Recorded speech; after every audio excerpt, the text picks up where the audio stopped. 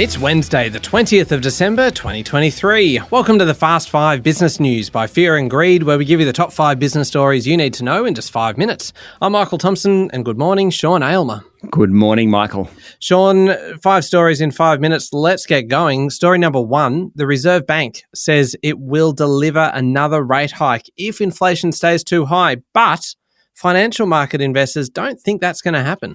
The Reserve Bank board minutes of its meeting 2 weeks ago, where it didn't lift interest rates, were released yesterday. They say that members agreed that any future tightening of monetary policy depends on whether inflation returns to the central bank's 2 to 3% target in a reasonable time frame. The Reserve Bank said the case for a further rate rise stems from the fact that inflation is increasingly demand-driven, and there's a risk it could remain above its target band beyond December 2025. The economy is still running at a pace viewed as inconsistent with low inflation, the minutes say. They also comment members acknowledged that consumption growth had been quite weak, as many households are experiencing a painful squeeze on their finances, with inflation and higher interest rates weighing on real disposable incomes. The board's also encouraged by the decline in global inflation.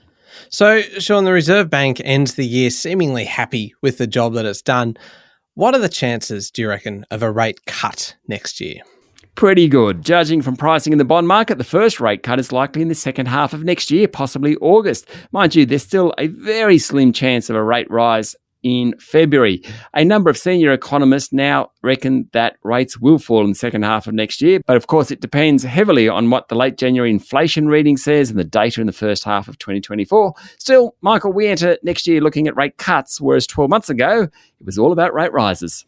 On to story number 2, Sean. Australia Post will pay around $2.9 million in compensation to more than 10,500 business customers and an additional 1,000 Star Trek customers after the group admitted that they likely engaged in misleading or deceptive conduct.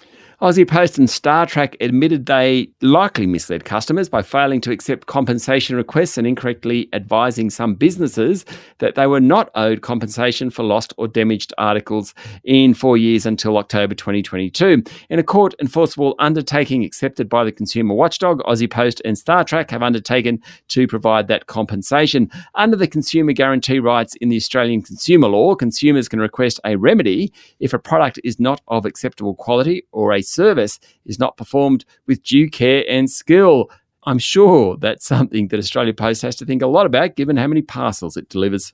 Indeed. Story 3, the Chief Minister of the Northern Territory, Natasha Fyles, has resigned over owning shares in South 32, which owns the Groote Eylandt mine, where she had declined to increase government testing on its health impacts. Yeah, it's a bit of a conflict of interest here, though I'm not sure that it was intentional. The Labor leader announced she was stepping down after online masthead NT Independent reported that she owned undisclosed shares in South 32. Fyles had been in the Territory government's top job for less than 18 months. At a press conference yesterday, Ms. Fyles said that not declaring this small shareholding in South 32 was an error and not intentional. Mind you, she does, of course, want to stay in Parliament. She said she had shares in BHP since she was a child, and these were a gift from her late grandmother. Now, South 32 demerged from BHP in 2015. As a result, Ms. Fyles ended up with a small number of shares in South 32. South 32 owns the manganese mine on Groote Eylandt, where she made the decision about the extra testing. Hence, she ended up having to resign yesterday.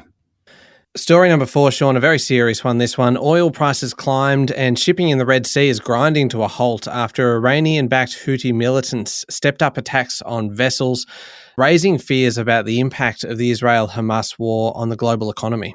2 European oil and gas giants said their tankers will avoid waters off the coast of Yemen, an unavoidable waypoint for ships using the Suez Canal to cut time between Europe and Asia. They joined major container shippers who pulled out of the area late last week as Iran-backed Houthi militants stepped up attacks in support of Hamas.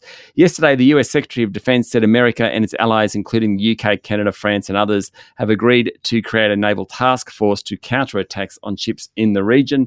Attacks by the Yemeni militant group are disrupting maritime trade as leading global freight firms reroute around the Cape of Good Hope. That's a much longer trip. Last night, several countries agreed to jointly carry out patrols in the southern Red Sea and Gulf of Aden to safeguard commercial shipping. All right, last story number 5, something a bit lighter to finish off on, Sean. A New South Wales number plate could perhaps become the world's most valuable after the price tag of New South Wales 1, that's all the number plate is, it's just a 1, rocketed to $10 million in an online auction. According to Lloyd's Auctions, the rare 1 number plate has never been offered via a public auction, with the heritage plate last changing hands more than 110 years ago. It was originally owned by the first New South Wales Police Commissioner. Now, the online auction's been going for 3 days, still 40 days left, so maybe if this pace continues, it will challenge the most expensive number plate ever sold, which was P7 in Dubai earlier this year for about $22 million. In 2017 in New South Wales, the single-digit 4 sold at auction for $2.45 million. That holds a record. Victoria, the $1.1 million was paid for the number 26 on number plate back in 2020. Late last year, the number 994 in Victoria sold for about $391,000. But back to the number 1 plate.